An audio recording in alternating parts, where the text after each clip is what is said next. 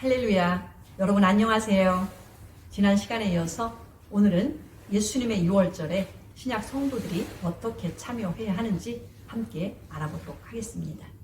새 언약의 유월절 양은 그림자나 모형과는 달리 사람이신 예수이십니다.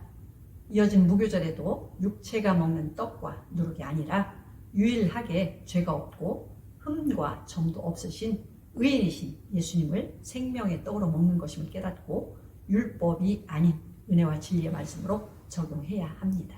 고린도전서 5장 6절. 너희의 자랑하는 것이 옳지 아니하도다. 적은 누룩이 온 덩어리에 퍼지는 것을 알지 못하느냐? 너희는 누룩 없는 자인데 새 덩어리가 되기 위하여 묵은 누룩을 내어 버리라. 우리의 유월절 양 곧 그리스도께서 희생이 되셨느니라.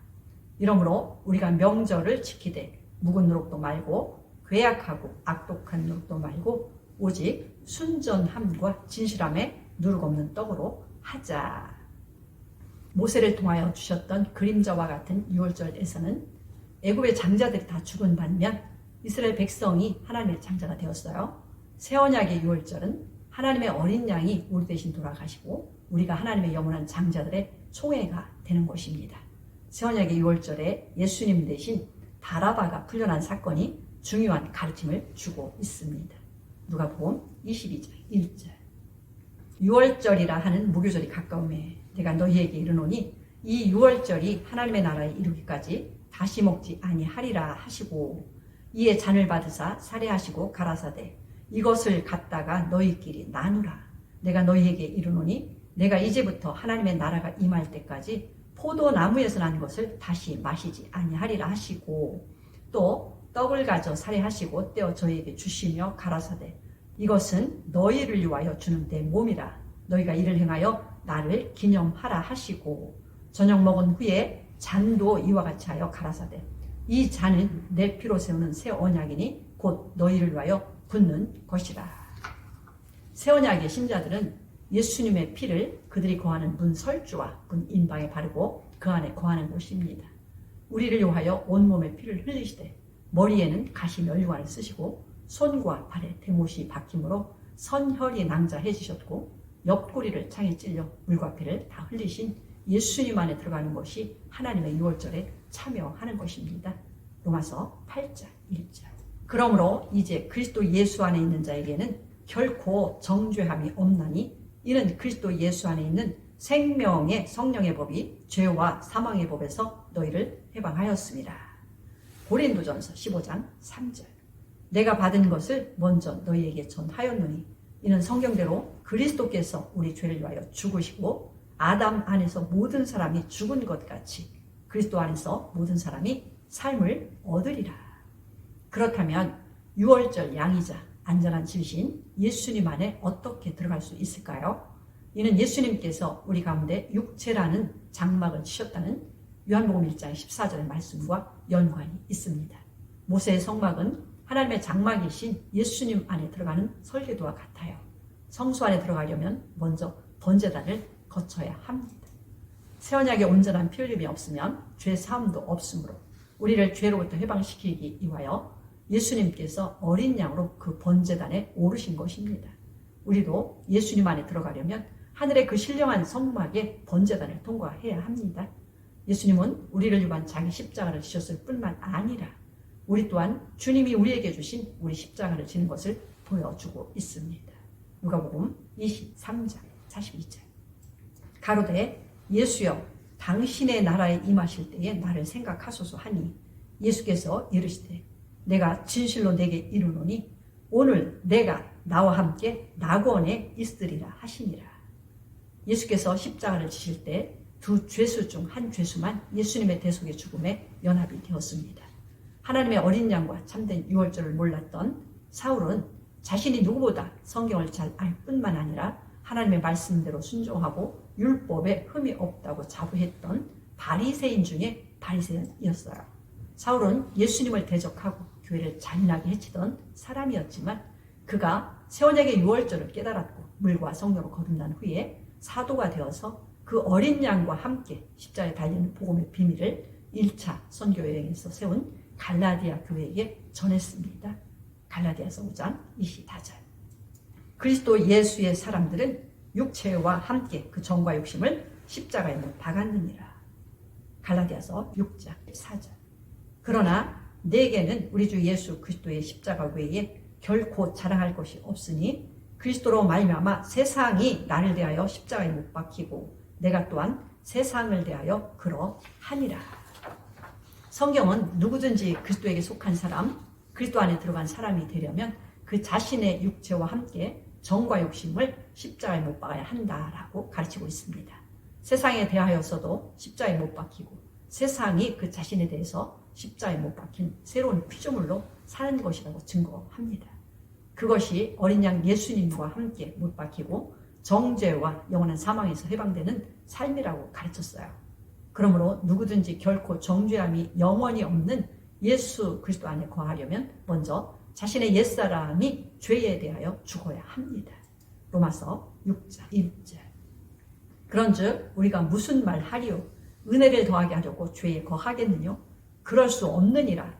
죄에 대하여 죽은 우리가 어찌 그 가운데 더 살리요? 자기 십자가를 지고 죽어가던 한 강도는 죄에서 돌이킴으로써 어린 양과 함께 십자가에 달렸고 영원한 정죄와 형벌의 사망에서 해방될 수 있었어요. 그러나 다른 한 강도는 죄의 종이 된 자신의 육체와 함께 육신의 정과 욕심이 죽지 못하고 살아서 끝까지 돌이키지 않았으므로 예수님을 저주하다 죽었습니다. 구약 성경의 3개의 구절에서 하나님의 어린 양과 함께 십자가에 달리는 복음의 비밀을 진실한 회개라고 가르쳐주고 있습니다. 욥기 42장 6절. 그러므로 내가 스스로 한하고 티끌과 제 가운데서 회개하나이다. 시편 7편 12절. 사람이 회개치 아니하면 저가 그 칼을 가르시며 그 활을 이미 당기어 예비하셨도다. 에스겔 18장 30절.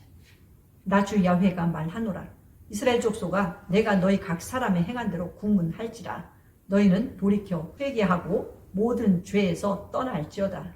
그리한즉 죄악이 너희를 패망케 아니하리라. 신약 성경에서는 삶의 목적과 삶의 방법, 즉 인생길을 바꾸어 회개하라는 명령을 여러 번 강조하고 있습니다. 주 하나님과 메시아이신 예수님의 앞길을 예비하였던 침례 요한은 여자가 낳은 자 중에 가장 큰 자라고 예수님께서 칭찬하신 선지자였어요. 그의 사역은 어떤 기적도 행한 적이 없었지만 오직 회개하라는 하나님의 명령을 전했습니다. 마태복음 3장 1절. 그때에 침례 요한이 이르러 유대 광야에서 전파하여 가로되 회개하라 천국이 가까웠느니라 하였으니 요한이 많은 바리새인과 사두개인이 침례 베푸는 데 오는 것을 보고 이르되 독사의 자식들아 누가 너희를 가르쳐 임박한 진노를 피하라 하더냐. 그러므로 회개에 합당한 열매를 맺고 속으로 아브라함이 우리 조상이라고 생각지 말라. 내가 너희에게 이르노니 하나님이 능히 이 돌들로도 아브라함의 자손이 되게 하시리라. 이미 도끼가 나무 뿌리에 놓였으니 좋은 열매 맺지 아니하는 나무마다 찍어 불에 던지오리라. 요한은 회개의 침례를 모든 사람에게 베풀었고 그에 의해서 회개의 침례를 받은 신자들을 예수님께로 가라고 보냈어요. 하나님의 어린 양이 되신 예수님께서도 요한에게서 물로 침례를 받으신 후 공생애를 시작하실 때 천국이 가까웠으니 회개하라고 선포하셨습니다. 마태복음 4장 16절. 흑암에 앉은 백성이 큰 빛을 보았고 사망의 땅과 그늘에 앉은 자들에게 빛이 비추었도다 하였느니라. 이때부터 예수께서 비로소 전파하여 가라사대 회개하라 천국이 가까웠느니라 하시더라. 마가복음 1장 14절. 요한이 잡힌 후 예수께서 갈릴리에 오셔서 하나님의 복음을 전파하여 가라사대 때가 찼고 하나님의 나라가 가까웠으니 회개하고 복음을 믿으라 하시더라. 예수님께서는 요한이 베푼 회개의 침례를 받고 예수님께로 온 제자들과 사도들에게도 이 회개를 전하라고 가르치셨어요. 마태복음 11장 20절. 예수께서 권능을 가장 많이 베푸신 고을들이 회개치 아니하므로 그때에 책망하시되 화가 있을진저 고라시나 화가 있을진저 벳세다야 너희에게서 행한 모든 권능을 두로와 시돈에서 행하였다면 저희가 벌써 베옷을 입고 죄에 앉아 회개하였으리라. 옛 언약의 명절은 겉사람이 육체를 위한 어린 양, 육체를 위한 집이었지만 새 언약의 명절은 신령과 진리에 속한 신령한 양과 집인 참된 명절입니다. 성경은 하나님께서 모태 가운데서 흙으로 지으신 사람의 육체를 속사람, 즉 영이 거하는 집이라고 가르쳐주고 있어요. 예수님의 십자가와 연합해 자기 십자가를 지는 사람은 자신의 속사람이 거하는 육체라는 장막집에 어린 양의 피를 바른 사람들이라고 가르쳐주고 있습니다. 요한복음 6장 4절. 마침 유대인의 명절인 유월절이 가까운지라 예수께서 대답하여 가라사대 내가 진실로 진실로 너희에게 이르노니 너희가 나를 찾는 것은 표적을 본 까닭이 아니요 떡을 먹고 배부른 까닭이로다. 썩는 양식을 위하여 일하지 말고 영생하도록 있는 양식을 위하여 하라. 이 양식은 인자가 너희에게 주리니 인자는 아버지 하나님의 인치신 자니라. 남자 5,000명 외에도 많은 이들이 보리떡 5개와 물고기 2마리로 배불리 먹었고 남은 것이 12광주리를 채운 큰 기적을 경험했습니다. 애굽에서 나온 수많은 이들이 40년 동안 만나를 먹는 기적을 체험했어요. 그러나 예수님께서는 사람이 먹고 뒤로 나가는 썩는 떡이 아닌 썩지 않는 떡을 찾아 먹고 영생하라고 가르쳐 주셨습니다. 그것은 참된 유월절 양의 살과 피를 먹고 마시는 것이라고 말씀하신 것입니다. 요한복음 6장 51절. 나는 하늘로서 내려온 산떡이니 사람이 이 떡을 먹으면 영생하리라. 나의 줄 떡은 곧 세상의 생명을 위한 내 살이로라 하시니라. 이러므로 유대인들이 서로 다투어 가로되 이 사람이 어찌 능히 제 살을 우리에게 주어 먹게 하겠느냐. 예수께서 이르시되 내가 진실로 진실로 너희에게 이르노니 인자의 살을 먹지 아니하고 인자의 피를 마시지 아니하면 너희 속에 생명이 없느니라. 이것은 하늘로서 내려온 떡이니 조상들이 먹고도 죽은 그것과 같지 아니하여 이 떡을 먹는 자는 영원히 살리라. 사복음서 중에 요한복음에만 진실로 진실로를 3번씩이나 강조함으로 가르쳐주신 물과 성료로 거듭남에 관한 참떡이 기록되어 있어요. 특이하게도 요한복음에는 회개하라는 언급이 없으나 예수님의 살과 피를 먹고 마시는 것이야말로 진정한 회개라고 가르쳐 주신 것입니다. 물과 성령으로 거듭나기 위해서는 반드시 회개해야 한다는 진리를 진실로 진실로를 4번씩이나 강조하여 증거하셨습니다. 요한복음 6장 26절. 예수께서 대답하여 가라사대 내가 진실로 진실로 너희에게 이르노니 너희가 나를 찾는 것은 표적을 본 까닭이 아니요 떡을 먹고 배부른 까닭이로다. 예수께서 이르시되 내가 진실로 진실로 너희에게 이르노니 하늘에서 내린 떡은 모세가 준 것이 아니라 오직 내 아버지가 하늘에서 내린 참떡을 너희에게 주시나니. 진실로 진실로 너희에게 이르노니 믿는 자는 영생을 가졌나니. 예수께서 이르시되 내가 진실로 진실로 너희에게 이르노니 인자의 살을 먹지 아니하고 인자의 피를 마시지 아니하면 너희 속에 생명이 없느니라. 아브라함과 이삭과 야곱이 장막을 지고 본향인 새 예루살렘을 향해 나아갔듯이 신약의 성도들도 자기 육체라는 장막에 어린 양의 피를 바르고 마지막 명절인 장막절에 이르기까지 한평생 여행을 해야 합니다.